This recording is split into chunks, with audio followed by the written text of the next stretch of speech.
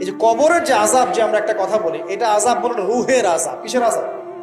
রুহ। দেহ তো আপনার নাই, ওখানে দেহ আছে? দেহ তো পচে গেছে, গলে গেছে। তাহলে আযাবটা কিসের? রুহের। বুঝাচ্ছি, আমি এই পড়াশোনাটা করেছি ইমাম গাজ্জালী রাহিমাহুল্লাহর বই থেকে। এত গভীর মানে লেখা, মানে ধরতে গেলেও মনে হয় যে একটা লাইন 10 বার পড়তে হচ্ছে। একটা এক্সাম্পল দিয়ে তিনি বুঝাচ্ছেন এভাবে। তিনি বলছেন এটা একটা উদাহরণ মাত্র, এটাই প্রকৃত ব্যাখ্যা না, একটা উদাহরণ মাত্র। বোঝানোর চেষ্টা করছেন তিনি এভাবে যে আমরা যখন ঘুমাই, অনেকে ভালো স্বপ্ন দেখেন না? ভালো স্বপ্ন দেখে আপনার কাছে ভালো লাগছে, খুব মজা লাগছে না? স্বপ্নের মধ্যে আপনি কি ভালো ফিল করছেন, মাশাআল্লাহ ভালো লাগছে, ঘুরছেন ফিরছেন খাচ্ছেন। যখন কোনো খুব ভালো আপনি একটা স্বপ্ন দেখেন, আপনি কিন্তু ভালো লাগে। আপনি স্বপ্নে ঘুমন্ত অবস্থাতেই আপনি স্বপ্নে বাস্তবের ফিলিংস পাচ্ছেন, এমন হয় না? আল্লাহ পাক যদি আপনাকে স্বপ্নের মধ্যে রেখে দেন, ধরেন 1 বছর 1.5 বছর 2 বছর, তার মানে 1-2 বছর আপনি স্বপ্নের মধ্যেই বাস্তবের ভালো লাগার ফিলিংসটা পেতে থাকবেন, কিন্তু আপনি ঘুমিয়ে আছেন। বাইরে থেকে আমি আপনাকে দেখছি যে আপনি ঘুমিয়ে আছেন, আপনি ঘুমন্ত অবস্থাতেও ভালো স্বপ্ন দেখেই ভালো ফিল করছেন। তিনি বোঝাচ্ছেন, উদাহরণ দিয়ে বোঝাচ্ছেন, এটা কিন্তু ব্যাখ্যা নয়, জাস্ট একটা বুঝাচ্ছেন উদাহরণ দিয়ে। আল্লাহ পাক যখন শহীদদের রূহগুলোকে জান্নাতে রেখে দেন, জান্নাতে তারা এইভাবে রূহগুলো ঘুরতে থাকে, ফল ফলাদি খেতে থাকে, পাখির মধ্যে রূহ দিয়ে দেন, সবুজ পাখি, এই পাখি উঠতে থাকে, তারা ভালো ফিল করতে থাকে। ওই হায়াতটাকে আল্লাহ পাক তাদের কাছে বাস্তব বানিয়ে দিয়েছেন। কথা বুঝতে পারছেন? ওই হায়াতটাকে আল্লাহ পাক তাদের কাছে বাস্তব বানিয়ে দিয়েছেন। তাদের কাছে মনে হচ্ছে এটাই বাস্তব, এটাই জগৎ। আল্লাহ চাইলে করতে পারেন না? একটা ঘুমন্ত মানুষকে যদি আল্লাহ করতে পারেন, তাহলে শহীদদের ব্যাপারে করতে পারেন না? পারেন। আবার ধরেন একজন মানুষ পাপাচারী, আপনি কখনো কখনো স্বপ্ন দেখেছেন, ভয়ের স্বপ্ন, আটকে উঠছেন, শ্বাস বন্ধ হয়ে যাচ্ছে, এমন হয়নি অনেকদিন? আর হবে তো বেশি, কারণ কানে তো হেডফোন দিয়ে গান শোনেন, আর হেডফোন কানে দিয়ে ঘুমান, FM শুনতে শুনতে ঘুমান। হ্যাঁ, এই কি করতে করতে ঘুমান। ঘুমানোর আগে তো দোয়া কালাম নাই, দোয়া কালাম মাসনুন দোয়া কালাম তো নাই, সূরা মুলক নাই, সূরা বাকারা শেষের আয়াত নাই, ইত্যাদি নাই, পবিত্রতা নাই, বিছান ছাড়েন না, লাইটস অফ করেন না। আপনার সুন্নত মাফিক তো ঘুমাচ্ছি না। ঘুমানোর কতগুলো সুন্নত জানেন? ঘুমানোরই কত সুন্নত আছে।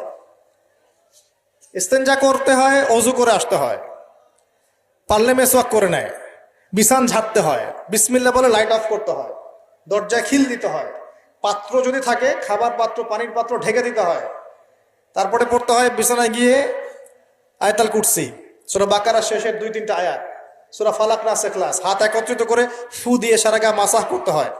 ডান কাত হয়ে আল্লাহুম্মা বিইসমিকা আমুতু আহইয়া বলে এই যে 33 বার সুবহানাল্লাহ, 33 বার আলহামদুলিল্লাহ, 34 বার আল্লাহু আকবার পড়তে পড়তে ঘুমাতে হয়। কয়জন জানে কয়জন ঘুমানোর সুন্নত? ঘুমানোর আগে এখন কানে হেডফোন, ব্লুটুথ, হাবি জাবি এইসব দিয়ে যুবকরা ঘুমাচ্ছে। প্রতিটা কাজ নবীর সুন্নত মতো করার চেষ্টা করবো, আল্লাহ পাক তৌফিক দান করুন। এই যে 9 নম্বর ওয়াদা করেন, জীবনের প্রতিটা কাজ নবীর সুন্নাহ মতো করবেন। রাজি আছেন ইনশাআল্লাহ? একদম চেহারা থেকে শুরু হবে, চুল দাড়ি পোশাক আশাক থেকে শুরু হবে। আল্লাহ পাক যত উপরে নিয়ে যাবেন, আপনি যেখানেই যান নবীর সুন্নত বাস্তবায়ন করবেন ইনশাআল্লাহ। আল্লাহ পাক তৌফিক এনায়েত করুন, বলি আমিন। মনে করেন খারাপ স্বপ্ন দেখছেন, খারাপ স্বপ্নে এখন আপনি কষ্ট পাচ্ছেন, দেখছেন যে পানিতে ডুবে যাচ্ছেন, দেখছেন যে আপনি আগুনে পুড়ে যাচ্ছেন, নাউজুবিল্লাহ, দেখছেন যে আপনি হয়তো কেউ আপনার শ্বাস গলা চিপে ধরেছে ইত্যাদি, মানে আপনি কষ্ট পাচ্ছেন। বাহির থেকে কিন্তু আমি আপনার কষ্ট বুঝতে পারবো না, পারবো? আপনি ঘুমিয়ে আছেন, ঘুমিয়ে আপনি কষ্ট পাচ্ছেন। এখন এই ঘুমন্ত কষ্টের স্বপ্নটাকে আল্লাহ পাক যদি 5 বছর লম্বা করে দেন, পারবেন কিনা? আল্লাহ পাক পারেন কিনা? 5 বছর ঘুমিয়ে আছেন আপনি, উঠতে পারতেছেন। এখন এটা হয় না, আল্লাহ চাইলে পারেন, সম্ভব কিনা? আল্লাহ পাক 309 বছর ঘুম পাড়া রাখেন নাই মানুষকে? আছে না দলিল? কোরআনে আছে না? কোন সূরায়? এই তো মাশাআল্লাহ, মাশাআল্লাহ, সূরা কাহফে আছে না? 309 বছর আল্লাহ পাক 9 জন 10 জন ছেলেকে ঘুম পাড়া রাখছেন না? রাখছেন। তো এখন মনে করেন যে আল্লাহ পাক আপনাকে ওই কষ্টের আযাবটাকে লম্বা করে দিলেন, কষ্টের ওই স্বপ্নটাকে লম্বা করে, তাহলে আপনি কিন্তু ঘুমের মধ্যে কষ্ট ফিল করবেন। এখন কবরে যদি আল্লাহ পাক বারজাখের জীবনে সিজ্জিনে কিছু আত্মাকে রেখে আত্মাগুলোকে আযাব দেন, এবং ওইটাকেই যদি তাদের কাছে বাস্তব ফিল দিয়ে দেন, তাহলে কি তার আযাব পাবে না? অনেক ব্যাখ্যা আছে, যেগুলো নিয়ে আলাদা লেকচার দেওয়া লাগবে। এতটুকু বোঝেন যে আল্লাহ পাক ইন্নাল্লাহা আলা কুল্লি শাইইন কাদির, আল্লাহ পাক প্রতিটা বিষয় সম্পর্কে ক্ষমতাবান। আল্লাহ পাকের হাতেই সব ক্ষমতা, আল্লাহ সব করতে পারেন। যে আল্লাহ পাক আমাকে শ্বাস নেয়ার ক্ষমতা দিচ্ছেন, নিঃশ্বাস নিচ্ছি, একটা নিঃশ্বাসের দাম কি অন্য কেউ দিতে পারবে? যে আল্লাহ পাক এনভায়রনমেন্ট বায়ুমণ্ডলের মধ্যে নাইট্রোজেন গ্যাস দিয়ে দিয়েছেন, এই গ্যাস কি কে দিয়ে অন্য কেউ দিয়েছে? যে আল্লাহ পাক শ্বাস নেওয়ার জায়গা দিয়েছেন, আমাদের হার্ট পাম্প করছে, জন্মের সময় থেকে পাম্প করছে, এখন পর্যন্ত থামে নাই, একদিন 1 মিনিটের জন্য থেমে গেলেই শেষ। এটা কে চালু করে রেখেছে? যে আল্লাহ এত কিছু করতে পারেন, সেই আল্লাহর পক্ষে নবী সাল্লাল্লাহু আলাইহি ওয়াসাল্লামকে তার কাছে নিয়ে যাওয়া, এই আযাবগুলো দেখানো এমন কঠিন কিছু? এগুলো নিয়েও এখন মানুষ প্রশ্ন তোলে। ইমান কোন জায়গায় চলে গেছে চিন্তা করেন। তো এখানে নবীজি অনেকগুলো শাস্তি দেখেছেন, তার মধ্যে একই পাপের কারণে তিনটা শাস্তি দেখেছেন। কয়টা ভাই? এই সেই বিখ্যাত পাপের নামটাই হচ্ছে সুদ। কি নাম সেই পাপের? একবার দেখেছেন কিছু লোককে রক্তের নদীতে ফেলে দিয়ে মাথা ফাটিয়ে দেওয়া হয়েছে। জিজ্ঞাসা করলেন এরা কারা? জিবরাইল আলাইহিস সালাম বলছেন এরা আপনার উম্মতের সেই সব ব্যক্তি যারা সুদখোর ছিল। রক্তের নদী কেন? কারণ রক্ত চুষে খাইতো তারা মানুষ। মাথা কেন ফাটাই দেওয়া হচ্ছে? কারণ এই মাথা দিয়ে বলেছিল ইন্নামাল বাইউ মিসলুর রিবা, ব্যবসা সুদ একই জিনিস। এই শয়তানি মাথা থেকে বেরোছে, এই কারণে মাথা ফাটিয়ে দেওয়া হচ্ছে। আর একটা শাস্তি দেখেছেন, তারা পাথর খাচ্ছে, পাথর, বড় বড় পাথর খাচ্ছে, পিছনের রাস্তা দিয়ে পাথর বের হয়ে যাচ্ছে। জিজ্ঞাসা করলেন কাদের কি কারণে শাস্তি দেওয়া হচ্ছে? জিবরাইল আলাইহিস সালাম বললেন এটাও সুদের কারণে। আরেকটা দেখলেন যে এক ব্যক্তি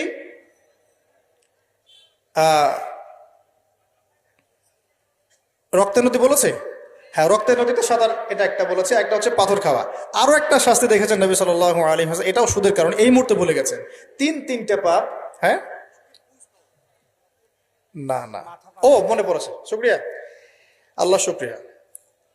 3 নম্বরটা দেখেছেন তিনি, যে কিছু মানুষ শুয়ে আছে আর এই পেটটা, এই বাড়ি, আমাদের বাড়ি যেমন উঁচু, বাড়ির মতো উঁচু হয়ে আছে পেটটা, আর পেটের ভিতরে অজগরের মতো বড় বড় সাপ কিলবিল কিলবিল করছে। এই 3টা শাস্তি তিনি দেখেছেন। দেখে জিবরাইল আলাইহিস সালামকে বলছেন এই 3টা শাস্তি কি কারণে? 3টার ক্ষেত্রেই জিবরাইল আলাইহিস সালাম বলেছেন সুদের কারণে, সুদের কারণে, সুদের কারণে। আল্লাহ পাক আমাদেরকে হেফাজত করুন বলি আমি। 10 নম্বর নিয়াত, আমরা সবাই হালাল খাওয়ার চেষ্টা করবো ইনশাআল্লাহ। আমরা হারামের দিকে যাব না ইনশাআল্লাহ। হালাল রিজিক আল্লাহ যতটুকু দিবেন এতটুকুতে সন্তুষ্ট থাকবো ইনশাআল্লাহ। এবং যদি আমি সামর্থ্যবান হই, ধনী হতে আল্লাহ পাক নিষেধ করেন নাই, ধনী হতে আল্লাহ নিষেধ করেন নাই, ব্যবসা করতে নিষেধ করেন নাই, ধন সম্পদ আল্লাহ পাক অর্জন করতেও নিষেধ করেন নাই, কিন্তু দুনিয়ার পূজা করতে আল্লাহ নিষেধ করেছে, দুনিয়ার মোহে ডুবে যেতে আল্লাহ নিষেধ করেছেন।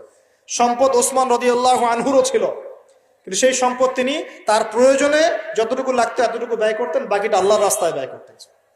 ওসমান রাদিয়াল্লাহু আনহুর মতো ধনী হতে কোনো সমস্যা আছে? আপত্তি আছে?